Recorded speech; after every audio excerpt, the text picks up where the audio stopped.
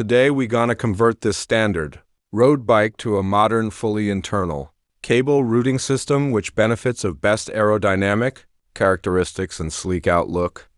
All cable will go inside from tips of lever through bar and body to end of brake, and all cable need to be modified for internal routing and measure and trim and fit accurately.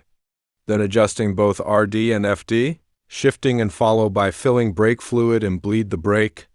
Last finish up by wrapping the bar tape and done.